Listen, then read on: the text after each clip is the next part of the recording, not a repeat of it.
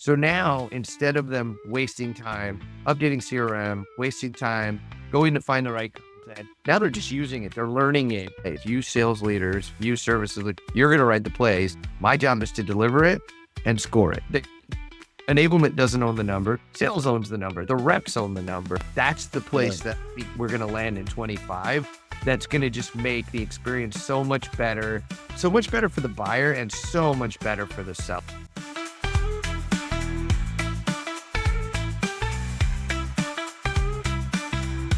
Good morning, good evening, good afternoon, everyone. It is I, Coach K, and I am pleased, excited, pleasured, stoked, and otherwise just happy to be here with my man, Ron Baden, who is the CRO of GTM Buddy. How are you, Ron? I'm doing great. Coach. How are you? I'm really good. But before we get into all the details and things about the gap and all the subjects today, I want to know about you. If you can give us a detailed kind of background on you, like where you came from, what's your sales background, you're a CRO now at GTM Buddy, why are you there? Yes, actually, my background is accounting and finance, so a degree in accounting. I always make this joke that I did it for 2 years, wasn't very good at it, not because I didn't know the concepts, primarily I just couldn't sit still. It was too hard to just sit behind a computer and just fill out spreadsheets all day. But as part of my accounting journey, I did come across software and automation and enabling the leaders to see the data and make decisions a lot faster. So it was a poultry company. So how did we take poultry to the market faster pricing wise and beat everybody with better pricing and packaging and that data? So I got really interested in it and started selling software, and turned out I was a pretty good storyteller around how the software worked versus just the features. And so that was my entree into pre-sales. And then I had a different path than most. I actually was in a sales support role. So I was running services, but I found out there's two types of services leaders. There's order takers and rainmakers. And I was the latter. I was in deals, helping consultative sales. And the best deals we won, biggest deals, were because we had services people involved to be consultative. In a board meeting, we had this discussion literally about when we win, what is the difference? When we lose, what is the difference? And it was literally this consultative sales concept. And so I had asked my hand to be CRO a couple of times as we were going through the journey. And finally they said, you know what, do it. It can only get better. And so we had some really good quarters in a row and it worked. And I've got a different approach. I'm an old school sales leader, but more data driven and more consultative driven than anything else. I'm very curious, and that works. I love it. So what led you to GTM Buddy? I know you've had a long sales and sales leadership career. What brought you here? Yeah. So it started with two things. One, the company I was at, we were trying to enable 300 sellers, and we were doing a good job on activity. We were doing a great job in understanding. And so we were trying to understand, do these programs work and are they being effective? So I looked in the marketplace to see what was out there, what was new, what was different. Came across GTM Buddy, liked the idea of what they were doing, and then found out that my man Streeter was the guy at the helm. I lost track of him for a bit. And Streeter was the original engineering founder with Jim Eberlin of Host Analytics. I was an early US employee of Host Analytics, and was like, man, we crushed it in the finance game. He went on to the Duquesne site, which I was the advisor for him and a few others. And I'm like, I got to get back together with him. And so here I am and love it. I always loved enablement. It's been one of my key things because of Siobhan. Actually, he brought up Siobhan in the beginning. And one of the things she taught me to do was care about enablement. I thought it was always if you look at the battle of art and science in sales, I thought it was always art. And she said, it's absolutely not. The art component has a big piece where people can be creative and add their own things. But she said, once you get the science, once that mixture happens and you get the reaction, the chemical reaction you want, then you can add the sales technique into it. But yeah, I got to work with her and was like, all right, enablement is a thing, as I watched her transform like this SMB group that we never had into successful sellers. Yeah, that's awesome. What group was that in? Can I ask? What company was that with? That was with Host Analytics. Oh, was it? That's awesome. Yeah. What was it that she did that you think is different than what most enablement people do to create impact? Yeah, enablement in general has been done by the company for a long time. Everyone's always done enablement. Before we put teams in, it was everyone who did it. The CEO had a responsibility for setting the market, teaching people what the market, the pitch. the CRO and head of sales had responsibility teaching people how do you do a discovery call. We've always done it.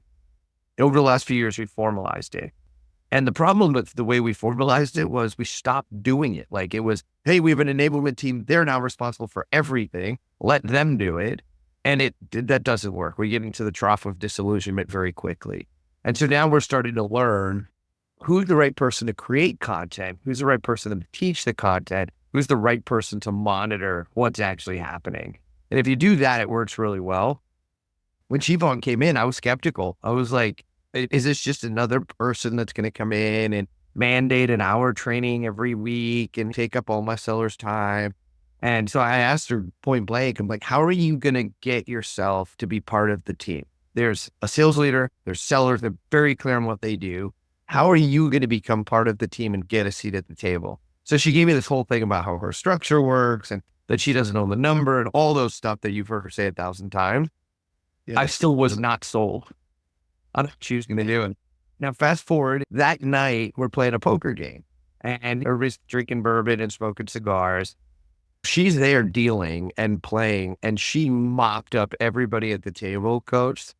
And she's the last person standing. And I'm like, I get it. Now I get you're part of the team. You didn't stand aside. You didn't say, I'm not going to do it. Now, she happens to be a great poker player. But the first thing I learned is that at every turn, the RevOps person was there and the enablement person was there. She didn't take a backseat to anybody. So she became part of the team. And a little bit was her cred, a little bit was forcing her way in. But so that was the one thing I was super impressed with at the beginning, was just her ability to become part of the team. Now, fast forward, the other thing I learned is that enablement was not one flavor, one size fits all. There were two things she did that I thought were amazing. The first was we were rolling out a new playbook, and she sat us all down and said, you all are going to write the plays. You sales leaders, you services, you're going to write the plays. My job is to deliver it and score it. And my question was why? Why do you want us to do it this way? And she said, look, you're not going to be in every deal. There's no chance that you're going to be in every deal. So how do you get your thoughts, your vision, your ideas to every rep in every deal so that you are there after teaching? Yes. And it blew me away just thinking about that, because I didn't want to write content. I didn't want to write a discovery call. Right. But I realized that she had this method of getting me and other leaders to the team in that call by writing great content. And it just struck me as that was something I wasn't realizing. It was something new. So the first thing was she had a really good sense of how do you get to this audience and get it perfectly. And then the next day, she was actually sitting with one of our SMB brand new converted SDRs. She was sitting writing an email to make sure that the deal was going to go really well. This was the email to ask for the deal. And I was like, wait, yesterday you told me that we should write this stuff and spend 2 hours to get thousands of hours of deals. She said, well, that was yesterday. That was the style yesterday. Today demands a hands-on approach. And so it just, that kind of stuff, coach, was just amazing to me. The pivoting, the ability to just do these different things with the vision of the rep winning a deal. It wasn't about, I'm going to train them a bunch of different ways, but I was just so impressed with her understanding of what I cared about, what Gary, our CRO, cared about at the time, which was, we've got to show progress in SMB. Otherwise, they're going to kill the program in the next 6 months. And that was super important to Gary. It was super important to her. I love that, whether it's her or anybody else, but she's a good epitome of this, of enabling person being willing to jump into whatever task. Because in my opinion, if you are training on it, you should be able to do it. So I love being able to get on a sales. In fact, I think every place I've been at, I've asked for being on a sales call. So I'm like, let me run one. I want to run how this goes. I don't tell them, I won't own the opportunity, but let me run it. And I'll give it to the salesperson. I won't take the quota, just give me the call and I'll take it. I think it's some of the best stuff, because you get, one, it keeps my chops up, and two, because I want to experience with the experience. What's the content? What's the sales? What's the pitch? What does it feel like? I want to know what it is, so they know I'm not just talking to them, being part of the team. And what's funny is I did the same thing here. So when I joined, we were starting to run some new marketing programs, and it was slightly, the program itself wasn't confusing. How we were going to run the discovery call, what information we were looking for. We didn't have I think we had a good plan, but not a great plan to go run that. And so what I told the team was route the first 10 calls to me. Let me do them. If I can do them, I'll teach everyone else how to do it. If I can't do them, I want to be able to refine it till we get it. And I actually ran the first 10, and 2 of those actually went full deals, and we ended up closing. So we knew the program was working, but it really gave.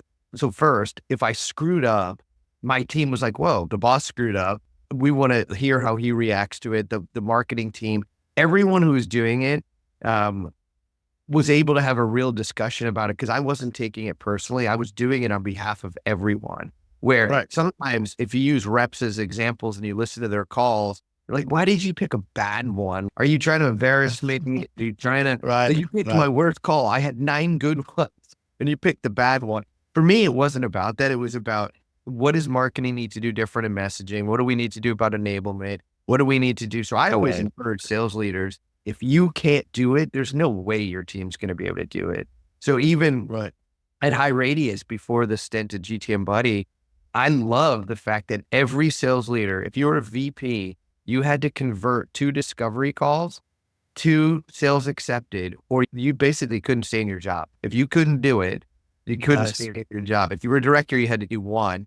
And initially, when we rolled out the program, I was like, okay, interesting. I was saving judgment as we got into it and as we were doing it. We were trying to scale to 300 sellers.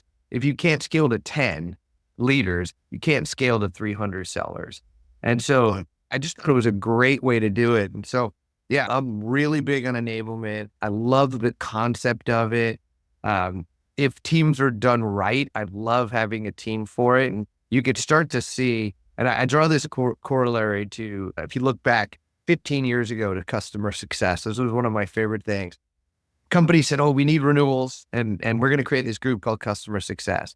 And the CS team would get on the phone and they say, I am your customer success person. I'm responsible for your success. As a salesperson, I'm like, what am I responsible for? Their failure? Aren't we all responsible for their success? And slowly over time, that got refined to, look, I'm really here for the 1 year after you sign to make sure you use our product in the right way. That's my job, not your success, but the co-success of everybody. I think enablement is starting to get to that point now where people are realizing they don't own the number. Enablement doesn't own the number. Sales owns the number. The reps own the number. Their charter is, can we measurably see that they're ramping, that they're doing better in a conversion, that they're doing better in the rapport building section of a discovery call, these micro leading indicators. That's the stuff where we're finally now seeing enablement getting judged in the right way. Yeah, you brought up before how 10 years ago, a lot of the people came from HR or whatever. Like, I still have the argument that it's still viewed that way. There's people from, and I had some of the best people I know in enablement come from non-sales places. And I don't have a problem with not coming from sales. But I do believe you have to know the game of sales if you're going to enable it. But they're coming from marketing and HR and from content and RevOps and old sales reps. And it still has that same reputation still. So, and from the research, I'll tell you what I told the people. I'm curious your thoughts on this. Is as a whole in the marketplace, there's 2 problems, 2 challenges, I should say. One is the enablement community themselves. There's this ongoing debate that's been going on for, I don't know how long, a decade at least, of who do we report to? What are we responsible for? What do we do on a daily basis? All of this stuff. And the challenge is when we did all the research from revenue leaders is that they don't know who enablement should report to, what they actually do, who they're like, it's this chaos. So you have people who have, no one really knows what's going on. And it's almost like, and one reason why we're doing the whole Rise initiative is try to figure out, okay, I don't want to hear someone's opinion of enable. Let's have research-based facts, data of what actually works. And the funny thing is that this whole thing's getting disrupted by AI because it's changing the entire game. It's like when you think about all the things like you guys are rolling out some really cool AI tools from role play to all the stuff you do before, like you guys, in my opinion, and why I love GTM Buddy so much is that you're forward thinking and how you're thinking about the whole function of enablement, not just the team, but the whole purpose, right? So what I'd love is to have you talk about when you're talking to other revenue leaders, I know you talk to them every day. Yep. Where are they at? What's the current state and what's the future state you're trying to have them take a picture of? What's the gap between that? Yeah. So I think it starts with, it's interesting because I've been asking this question for 8 years on what does enablement do? Like, how do they get measured? What do they do? So I think it starts with who do they report to? It's not cut and dry in my mind who they report to. The function itself has to be tied to sales in a capacity. It absolutely has to be. So whether it's sales budget, whether it's sales MBO, whether it's tied some way to sales, it's a sales function. They're enabling salespeople to do their job more effectively, right? That's the basic gist, if you will, or even effectively, not even more, just do it effectively. But it really comes down to where groups struggle is when the sales leader's DNA is not about coaching, teaching, enabling. And so if you get someone who doesn't believe in it, it's a failure from jump, right? Because it's just not something believe in. Same with RevOps, by the way. I think a lot of people say, oh, I need a RevOps person. If you look at the best sales leader, the best RevOps person ever, it's got to be Kirk and Spock. Like this is Star Trek, way, way back. Kirk trusted his gut, intuition. Just a great, he would be a great sales leader today, but he always had Spock there to say, does this make sense? Should we do this? And so with RevOps, we've started to really trust them and they're part of the team. With enablement, if the leader doesn't believe in it, they should not report to them. So usually what happens is the CEO says, I saw your top 20 list of your reps, 10 are doing great, 10 aren't. Create a function. You're not doing well enough, create a function. And the sales leader's like, I'd rather just hire another SDR or a rep. So I think we're still in the mode, coach, who's got the DNA at the company to do this? And that's what happened in CS, by the way, because we found the right person who had the DNA, who wanted to do it, and they did it. So I still think we're there with enablement.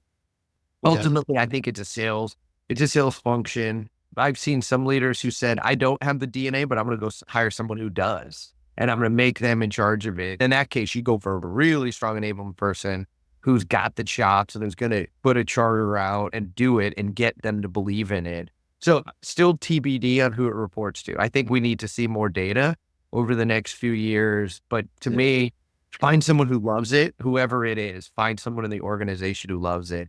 The second thing that I think is a struggle, and I've talked a fair amount about this, but I just love the analogy. I've been looking for a comparison in other industries to share the story about, to me, who do we compare enablement to? If you were just going to look across the whole world of jobs, who else does enablement look like? And about 5 years ago, I stumbled upon, so one of the folks I was working with, it was actually Dave Kellogg. He said, it reminds me of strength and conditioning coaches on college football teams. Exactly. Yep. And I was like, keep being curious, tell me more. And now you actually see it 5 years later. It so clearly has come out. So strength and conditioning coaches, what do? Lift weights, get stronger, run more, run faster. But how is it that of the 150 schools in Division I football for NCAA, they all run 4.340s and 4.40s, and they all lift 300 pounds, but one team goes 0-15 and one team goes 15 and up? Why is that? First, the players aren't running the plays, not enablement. They're training them. But there's one team that I found that had a charter for their strength and conditioning that was different than everyone else's. So every coach in strength and conditioning was based on how fast they run, how many reps they do. There's one in the country. His charter was in the fourth quarter of games, I want to measure you by us outscoring our opponent only in the fourth quarter. That's your measure. I don't care what all the indicators are. We can look at them. But when we outscore people in the fourth quarter, you've done your job. They're tired. They're mentally tired. If they can do well, then we'll do well. That team was Alabama. And of the 5 years that he was there when they won the national championship, they outscored their opponents like 160-40. Yeah, that's crazy. Amazing. And because his trainings were, let's lift weights at the end of practice when you're tired. Let's run when you're tired. And then, by the way, he used a ton of AI tools, like things like a sensor in the sneaker that would tell him they were running slower in the fourth quarter than they had in the other quarters. How do I get them to run? And so that to me just blew me away. I don't know the exact way we do that. So maybe what do we do in enablement? We start measuring when someone rejects us or gives us a really strong objection, how well do we handle that objection? And what's our win rate when we handle an objection well, known or unknown? Maybe that's how we judge it. Like how prepped are they when it gets hard versus did they sit through classes? Did they watch the video? Did they pass the quiz? Did they Right. attend my session? Because that's the stuff we expect them to do, right? Yeah. Let me So give you I love your sports analogy, and I agree with you as far as the strength and conditioning coaches. I love that. Let me give you a different angle on it, and let me get your thoughts on it. sure. My opinion, especially because of AI, is that I like to compare it to, and this is ideal, obviously, but I like to compare it to Hunger Games. I know it's not quite sports, which is, but let's just say the emperor is the CRO or CEO, or whoever you want, person you want to put in that seat. And the game maker is enablement. Because in my opinion, if you do enablement really well inside of an organization, the sales reps don't know it's enablement doing it. Does that make sense? Yeah. It's Yeah. just easier, it's better, it's functioning better, it's all that good stuff. So it could be strength and conditioning coach, but it's also like this other side of it where there's content training tools like GTM Buddy, whatever it is. So it makes their entire job easier. This is great because Yeah. the environment is such that enablement's looking at everything from like the weather, the temperature, the things, the whatever, so that the people can succeed. Because in my opinion, GTM Buddy falls right into that model of saying, how do we make your jobs easier? And you don't even know it's us doing it. You just know your Yeah. job's easier, you know? Yep. What do you think about that? Oh, 100%. I think the number one use case of AI is going to be just taking the mundane, repeatable parts of the job that no one should be doing away. That's the number one thing. How much time does a rep spend dating CRM just so a sales leader can read the notes after the call? Yeah. Why does the sales leader even need to read the notes? Why can't it just be summarized for them from a call? Why does the rep even have to do that? And how much time do they spend in tasks like that? It's 60% of their time is non-selling. And yeah, if we can get them back out from doing, and that's what these tools are doing. The very start of these are, hey, we're not going to make you search for content. We're going to serve it up to you. Like it's going to be there for you. So I'll give you one more sports analogy. So 20 years ago, the NFL was having a problem with the pace of the game.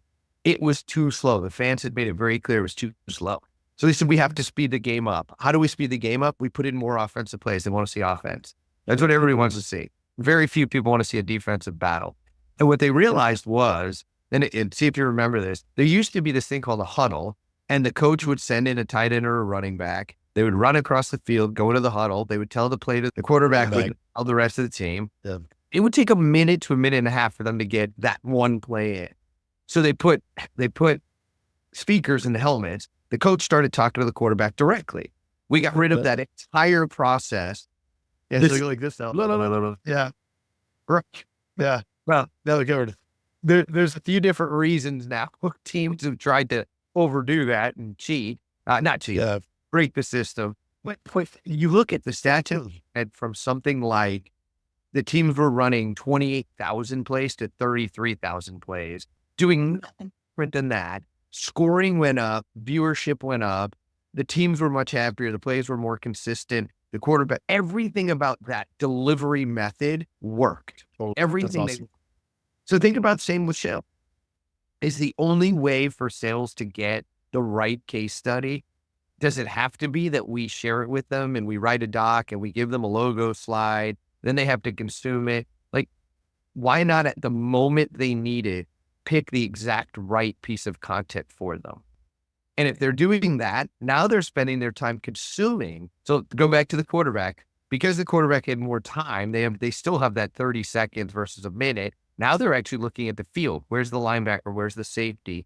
Now sales is doing the same thing. Instead of going, that's not the case study I wanted. It's not in my industry. It's not in the size. Right. Now they're looking at it and they're going, oh, here's the 3 things I'm going to say about this that's relevant, because I've only got a short amount of time with the customer, the prospect.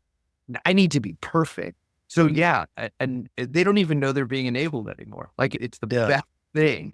Oh, I've got content. I didn't have to go search. Awesome. So I love the old Salesforce, the no software. If we had that for search as well, I think it would be great.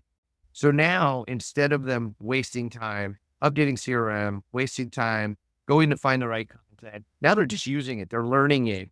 And but this goes back to the Siobhan comment.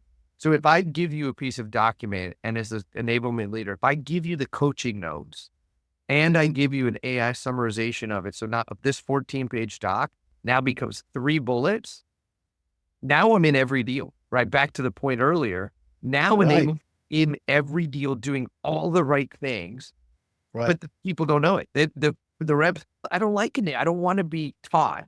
I want to just use. Now we're in every deal. And when you get to that, now you've reached a point where you're teaching and they're learning without them actually thinking it's happening, which is a much more comfortable situation. Yeah, I love that.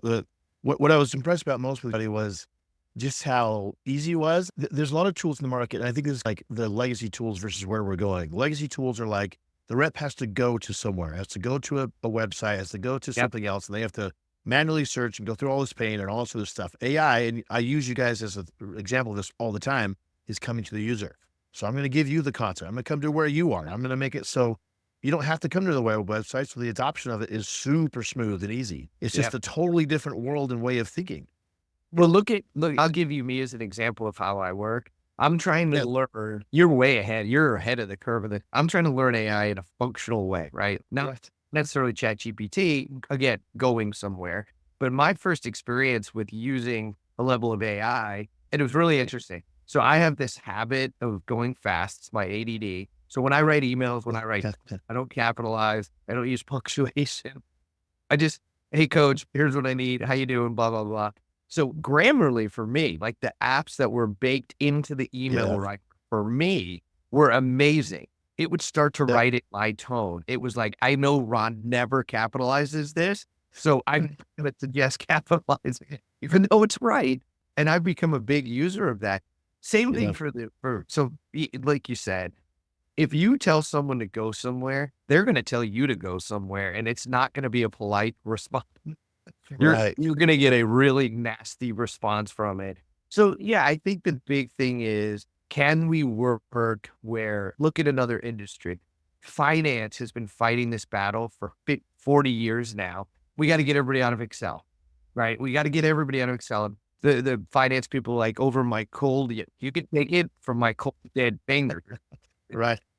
So what the industry realized is, let's do a lot out of Excel. But man, when I need a spreadsheet to build a budget, there's times I'll go and still use, same in all of these. But Yeah. if a rep, I think I'm a very standard seller. I have one monitor for my calendar and my inbox, and I have one for CRM, and in between is my cell phone. That's the place I want to work. And if you can bring me tools there, then I'll use them. If you make Right. me do something different, I don't have room on my monitor. Like now all of a sudden my Right. right? And I'm not buying a gigantic monitor. There's no chance. So yeah, we have to meet. The new world is meet them where they work, take away some of the mundane tasks. Now, there's one other thing that I think is becoming bothersome, and I'll interview you on this one for one second. Sure. Yeah. So the model in flying has been really good, pilot, co-pilot. And it's interesting because when the pilot's flying, the co-pilot's not flying. They're looking at instrumentation. They're looking at trip time. How do we optimize fuel? And so I see a lot of these co-pilot apps popping up. And my opinion is they're actually very bothersome to a seller. So you and I are having it actually happened a minute ago. You and I are having a great conversation. I've got a lot of passion about the topic. Someone sent me an email, but it happened to be a prospect. We're getting to the end of the year. And I'm like, Yeah. yeah, let me read this real quick. It just popped up and I'm like, oh man, what was I talking to coach about? So I love the idea of the just-in-time. But I'd love your take on the co-pilot. Like for me, it's very distracting. And I think reps Oh, it's yeah. very distracting too. So to me, I'll give you my take first. The right thing to do is allow them to ask and get the answer, just a pilot would. Am I flying the right direction? Do I have the right amount of fuel? The co-pilot answers. But imagine if the pilot's focusing during a storm and the co-pilot's, hey, you want to know how much fuel you have?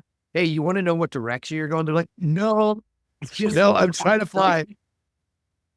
So I think that's one thing we have to talk about in the industry is just how much do we want to force feed on people at the moment, the recorders and like, what's your thoughts on it? Oh man, this is such a weird. Okay, so I come from the old school days where I used to do phone sales, like a long time ago.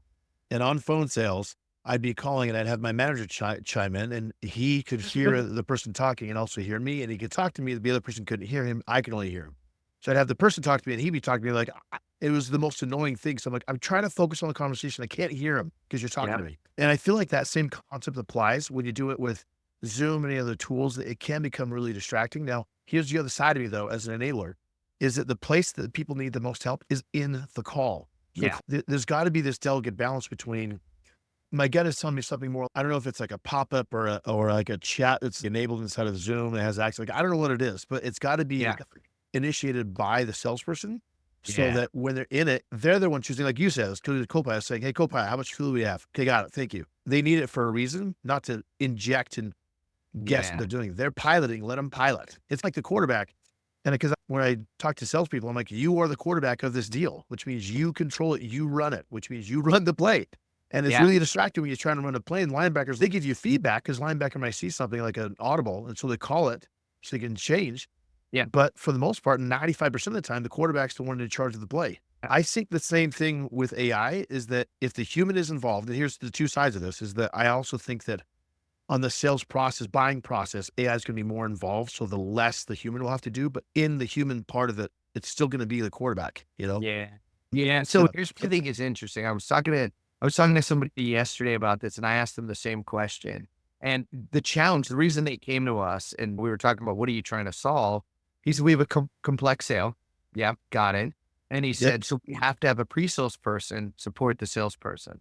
Yep, got it. I said, what's the ratio? Because the normal ratio, 2-to-1, 3-to-1 for an enterprise sale with pre-sales to sales. Yeah. He said, oh no, it's 1-to-1. I was like, Wow. 1-to-1? He's not only is it 1-to-1, right? I said, oh my God, that has to be super expensive.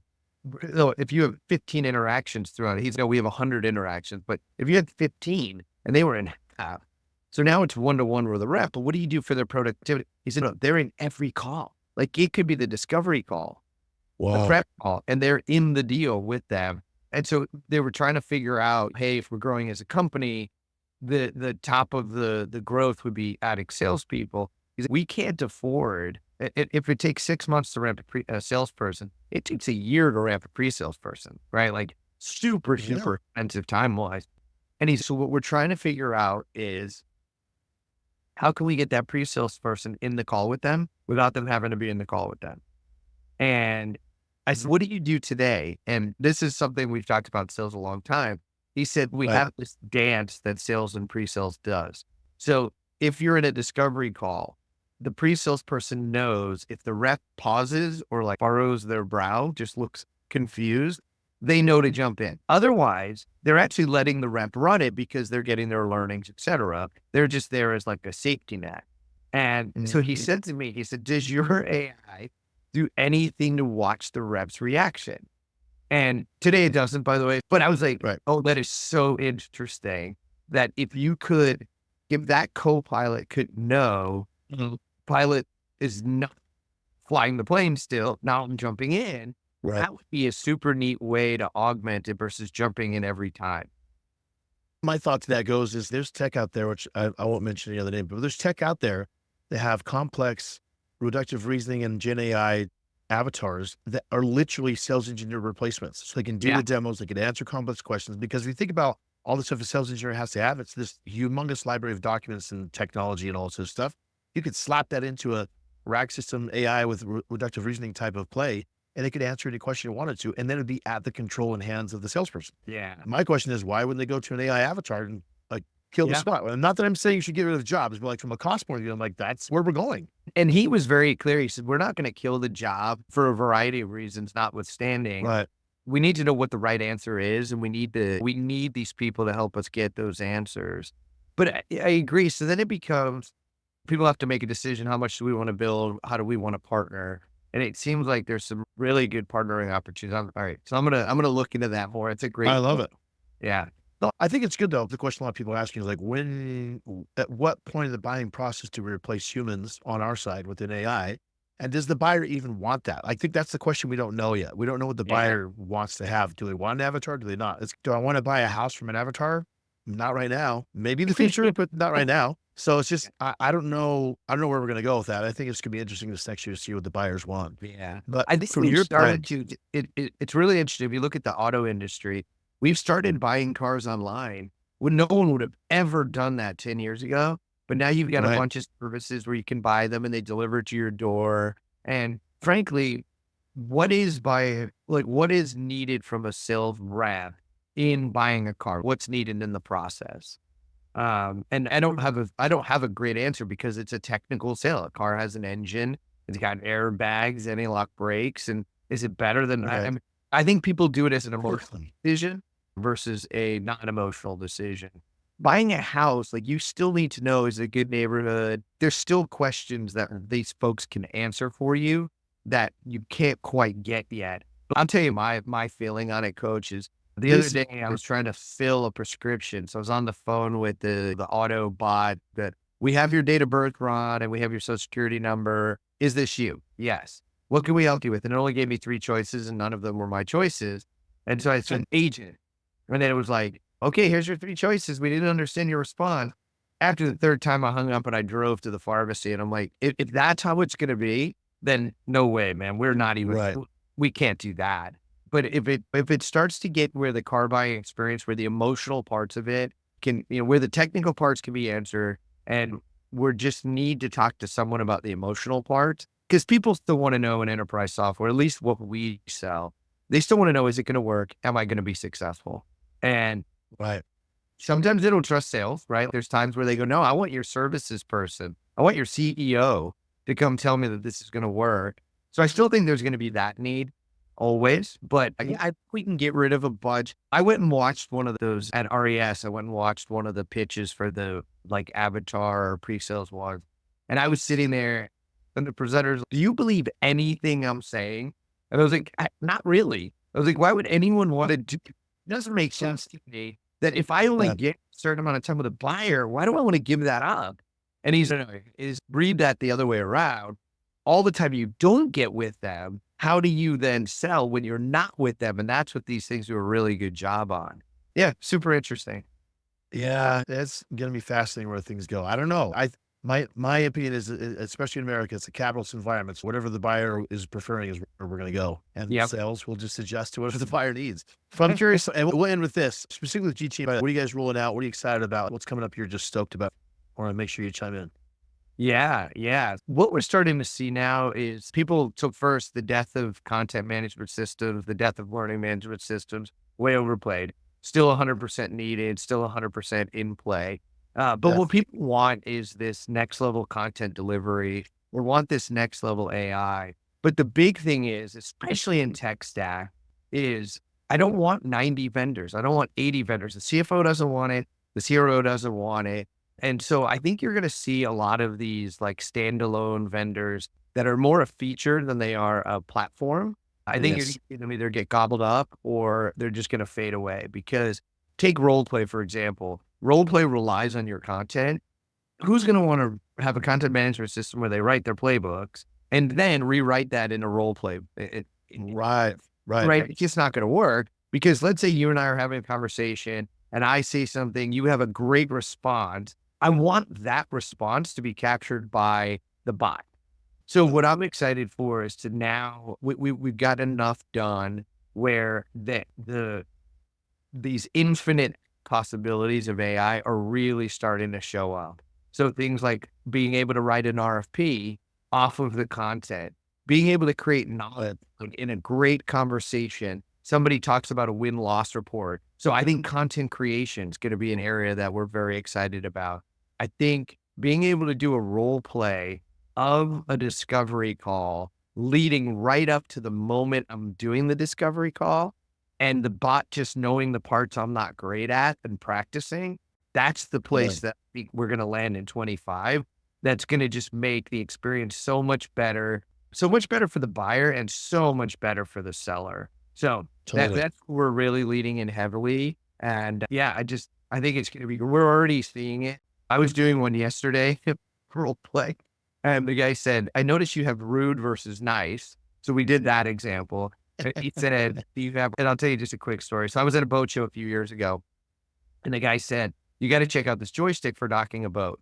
And I did. It was so cool compared to like actually driving it. But he said, Right. here's a scenario. Wind's blowing from the east, dock's occupied by somebody. He said, what do you do? And I was like, yeah, neat. I said, but here's my scenario. Been out on the boat all day. Kids are screaming. Wife's tired. I'm tired. Do you have that scenario baked in? My point is like also in the role play, he asked me, so do you have the dog barking? You have the prospect running to the door because the package is being delivered. We're going to actually start to see a lot more realistic, and we're going to actually get the level of enablement where the AI is able to pick up. They struggle in a certain area of the call. I'm not going to let them on another call. I'm going to recommend redoing it. I'm going to bring that in. So a lot of the like next level abilities to be able to run the call, to prepare for the call really, truly, and be ready, then execute the call in a really good way and get instant feedback on, did I do the call? And if not, don't just dock my paycheck, but actually teach me how to go do it. So that's what I'm excited Yeah, about that's awesome. in the next few I months. I love it. Like, I love the thinking the team has, which is obviously why I advise for you guys, an ambassador for you guys. I love the podcast, and I bought it as a customer. Like this, you guys are thinking the right way, and I'm really excited to see you guys pop open this next year. It'll be fun. So that's Yeah, awesome. awesome. We appreciate all your help. Yeah, man. Thank you for coming on the end of the podcast. This is a great series and a great capstone interview with you. So appreciate you. Awesome. Thanks, coach. Cool.